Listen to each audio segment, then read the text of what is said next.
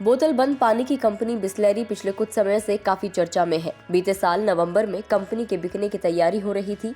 Company के मालिक रमेश चौहान अपनी कंपनी बिसलेरी को बेचना चाहते थे। इसके पीछे वजह बताई गई थी कि उनके पास कंपनी को संभालने वाला कोई उत्तराधिकारी नहीं है।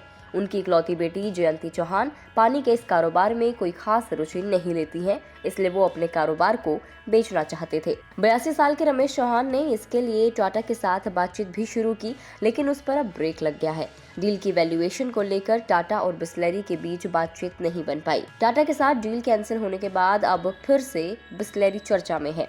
इस डील के कैंसिल होने के बाद एक बड़ी बात सामने आई है और यह खबर बिसलेरी के लिए जीवनदान के बराबर है, क्योंकि जो कंपनी अब तक बिकने का मूड बना रही थी, अब उसको उसका असली उत्तराधिकारी मिल गया है।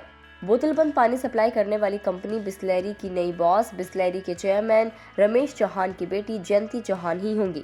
रमेश चौहान ने एक बातचीत के दौरान ये बताया और उन्होंने कहा कि उनकी बेटी जयंती चौहान बिसलेरी की प्रोफेशनल टीम के साथ मिलकर जल्द ही कंपनी का संचालन करेंगी। क्योंकि अब जयंती ही कंपनी को संभाल रही हैं, इसलिए वो बिजनेस नहीं बेचना चाहते हैं। आपको बता दें कि जयंती चौहान कंपनी की वाइस चेयरपर्सन है। दरअसल बिसलेरी और टाटा के बीच कारोबार के अधिग्रहण को लेकर बात चल रही थी, लेकिन टाटा कंज्यूमर प्रोडक्ट्स लिमिटेड यानी TCPL ने इसे खरीदने से अपने कदम पीछे खींच लिए हैं।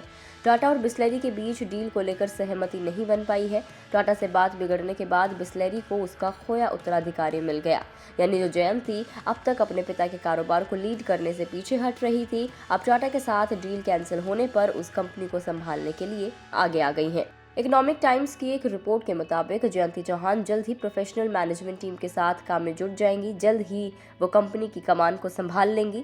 42 साल के जयंती पिछले कुछ वक्त से सक्रिय रूप से बिसलेरी के विस्तार के लिए काम कर रही हैं। बिसलेरी ने IPL टीमों के साथ डील की है, जिसमें जयंती का अहम रोल है। जल्द ही वो मुख्य कार्यकारी एंजेलो जॉर्ज की अध्यक्षता वाली प्रोफेशनल मैनेजमेंट टीम के साथ काम करेंगी। वहीं आपको बता दें कि टाटा ग्रुप और बिसलेरी के बीच पिछले 2 सालों से बातचीत चल रही थी। बातचीत अंतिम दौर में थी, लेकिन पिछले हफ्ते जब दोनों कंपनियों की बैठक हुई तो इस पर उनकी आपसी सहमति नहीं बन पाई।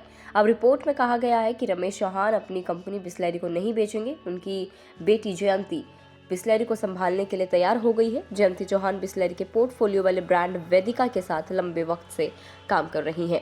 इस रिपोर्ट में इतना ही। आपको रिपोर्ट कैसी लगी हमें कमेंट करके ज़रूर बताएं।